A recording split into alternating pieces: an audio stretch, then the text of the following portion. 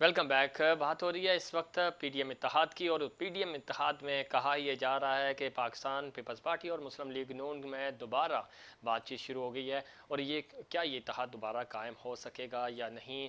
और इस्तीफ़ों पे Pakistan peoples party नहीं मान रही, बल्कि कन्विंस कर लिया है उसने फजल रहमान साहब को भी और नवाज शरीफ साहब को भी। इसकी क्या वजह है? क्यों मुस्लिम लीग नून अपने आप को कमज़ोर समझ रही है, फजल रहमान साहब अपने आप को कमज़ोर समझ रहे हैं पाकिस्तान पीपल्स पार्टी के बगैर। और यही वो वजह थी जो हम बारहा पीडीएम जब बनी तब से आज तक यही बात कर रहे हैं कि असल स्टेक होल्डर्स जो हैं वो पाकिस्तान पीपल्स पार्टी है। और पाकिस्तान पीपल्स पार्टी के पास चूँकि उनके पास वोट है, वो उनके पास सिंध हुकूमत है, वो इस स्टेक को कभी भी दाव पे लगने नहीं देगी।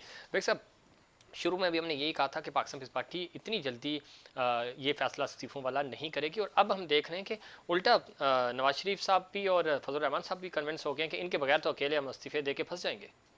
जी बिल्कुल सही। देखिए, मैंने आपको हमेशा कहा है कि सियासत के अंदर ये सियासत के अंदर जो आसिफ अली जरदारी साहब हैं, सही। वो सियासत के गॉड फादर हैं। सही। और उनके फैसले बज़ाहिर तो बड़े अजीब लगते हैं, लेकिन जब उसके रिजल्ट सामने आते हैं तो वो सब मान लेते हैं। ठीक है। इस वक्त जो लॉन्ग मार्च वगैरह की बातें होती है, उसमें आसिफ अली जरदारी साहब का बड़ा वाज़ेह मौक़िफ़ था कि देखिए, ये वक्त से पहले ऐसे फैसले ना किया जाए जिसको बाद में निभाना मुश्किल हो।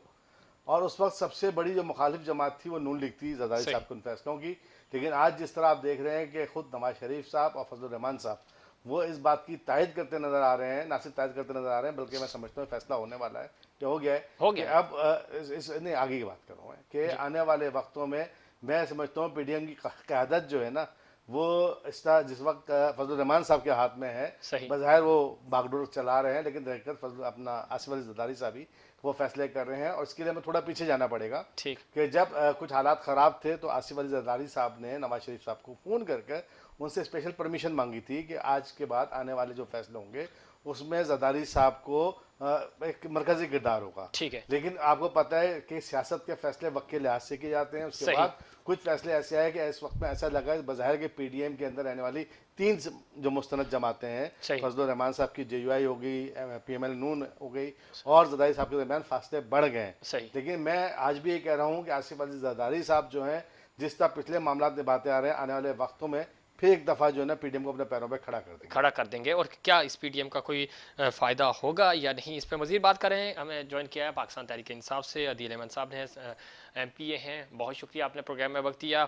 मुस्लिम लीग नून और मौलाना फजल रहमान साहब ने फैसला किया है कि अब हम इस्तीफ़े नहीं देंगे, चूँकि पाकिस्तान पीपल्स पार्टी इस्तीफ़ों के मामले में हमारे साथ नहीं खड़ी। किस तरह देखते हैं पीडीएम का वो ज़ोर, वो प्रेशर जो आप पे बिल्ड करना चाह रहे थे, वो अब नहीं रहा। किस तरह देखते हैं इस पूरे अमल को? अदील साहब, आपको आवाज़ आ रही है? जी जी आ रही। मेरा सवाल आपसे है कि पीडीएम इत्तेहाद की तरफ से ये फैसला किया गया कि पाकिस्तान पीपल्स पार्टी के बगैर हम इस्तीफे नहीं देंगे। मौलाना फजल रहमान साहब ने भी ये कहा है और नवाज शरीफ साहब ने भी। किस तरह देखते हैं इस डेवलपमेंट को? बिस्मिल्लाहिर्रहमानिर्रहीम, बहुत शुक्रिया जी, आपने अपने प्रोग्राम में मौका दिया।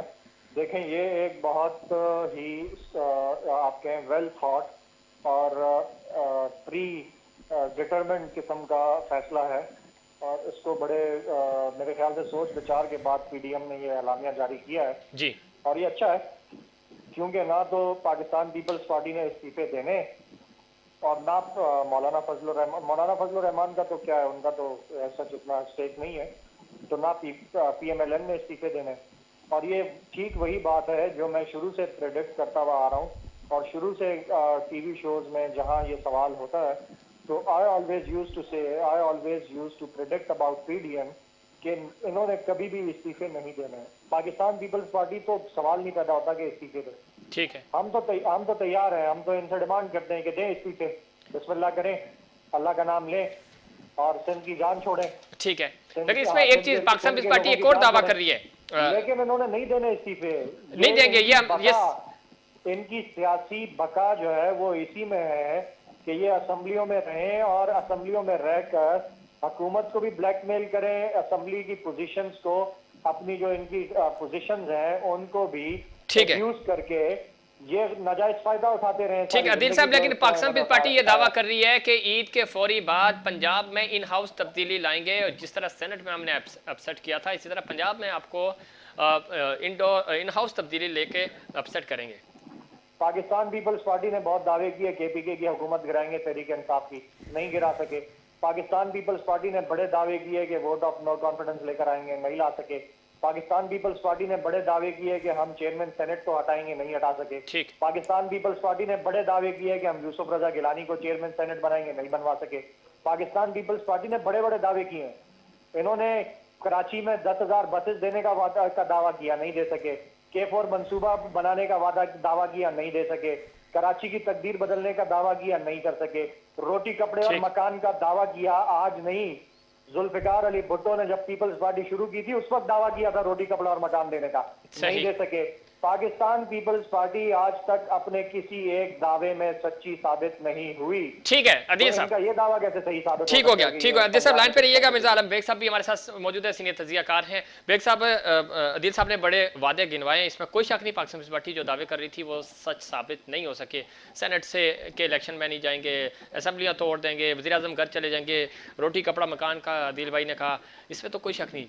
तहरीक इंसाफ ने जो 3 साल में वादे किए हैं, क्या वो पूरे हो गए आपको लगता है? जी, मैं भी उनकी बात सुन के इसलिए मुस्कुरा रहा था उस वक्त कि अदील भाई, बेशक आपका जो मुताला है और जो आपके जिस अंदाज में आपने यहाँ पर बैठकर लोगों के हवाले से उनके वादे याद दिलाए, मेरे ख्याल में सबसे बेहतर था हम अपने गिरबान में झाँक लें। देखिए, आज इन सब में ये कमी थी कि अवामी सतह पर वो अवाम को बकौल आपके वो सब चीज़ें नहीं दे सके जिसकी बुनियाद पर आपको लाका अवाम ने लाके, इसलिए कि वो सिलेक्टेड कहते हैं, चले हम कहते हैं हम इलेक्टेड हैं, लेकिन इलेक्टेड होने के बाद आपने क्या अवामी तवक्कुआत पे पूरा करने की कोशिश की।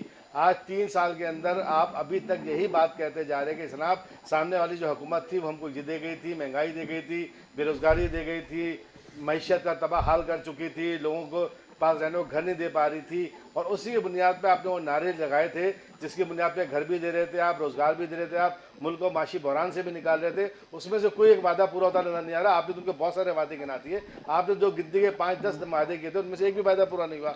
आखिर क्या वजूहत हैं? देखिए, बात ये अगर आप कहते हैं कि जनाब माजी ने हमको ये दिया, तो भाई हाल तो आपके हाथ में है ना, मुस्तकबिल भी आपके हाथ में है। आज आप नदीम बाबर साहब को देख लें, जिनको आपने इतनी मतलब उससे ला के वहाँ बिठाया था, इतनी बड़ी पोस्ट दी थी और उनको असाइनमेंट दिया था पेट्रोलियम के हवाले से, आज उनके ऊपर एक आज लग गया है। देखिए, बात है एहतसाब का नारा लगाना बड़ी अच्छी बात है, लेकिन एहतसाब करना बहुत मुश्किल काम है, क्योंकि एहतसाब करने के लिए सबसे पहले इंसान को अपने से शुरू करना पड़ता है। आज पूरी कौम माशी बहरान का शिकार है। इस वक्त चीनी से लेकर आटे का बहरान है। जो चीज़ें आपको इंपोर्ट करनी थी, जो चीज़ें आपको इंपोर्ट करनी एक्सपोर्ट करनी थी, वो आज आप इंपोर्ट कर रहे हैं। आप पहले यहाँ पे महंगा करते हैं, उसके बाद वो चीज़ें यहाँ से एक्सपोर्ट होती हैं, फिर एक्सपोर्ट होकर वापस री इम्पोर्ट करते हैं, उसका बहराज बोझ सामान के ऊपर पड़ता है। तो मैं ये समझता हूँ सबसे पहले भाई हम आपकी तमाम बातें मान लेते हैं, बहसत आवाम के इस कौम के आपकी बातें सुनकर हमारे भी कान पक गए हैं। अब इस कौम को कुछ डिलीवर करना शुरू करें। देखिए, पीडीएम बकौल आपके से बातें करते हुए आपको नुकसान नहीं पहुंचाया, आज वो खुद अपने अंदर निफाक और एक दूसरे पर अदम इत्मीनान का इजहार कर रहे हैं। आपके लोग जो इस पर टीवी पे आके इसके लिए बड़ी बगले बजा रहे हैं, बहुत खुश हो रहे हैं, अच्छी बात है, चले आपके लिए जगह बन गई, लेकिन आप भी तो कुछ करते मेरे भाई। अदील साहब, गुफ्तगू आपने सुनी, वो कह रहे हैं कि आप अगर अवाम को डिलीवर करना शुरू कर दें, पीडीएम वैसे ही खत्म हो रही है और बिल्कुल ही खत्म हो जाएगी। देखिए, इसका मतलब आपकी बात का मतलब ये है कि पीडीएम अगर हम डिलीवर करना शुरू करें तो पीडीएम वैसे ही खत्म हो जाए। बिल्कुल सही बात है। ठीक है, पीडीएम तो खत्म हो गई, इसका मतलब है हमने आवाम को डिलीवर किया। नहीं, वो अपने लालच में हुई ना। नहीं, अब सुने ना, अपने लालच में ना। जी सुन रहे, सुने, हाँ सुने प्लीज। इसका मतलब ये है कि हमने डिलीवर किया है, तभी पीडीएम जो है उसकी पीडीएम की नारेबाजी अवाम ने नहीं सुनी। पीडीएम का जो गुल खपाड़ा था उसमें अवाम नहीं आई।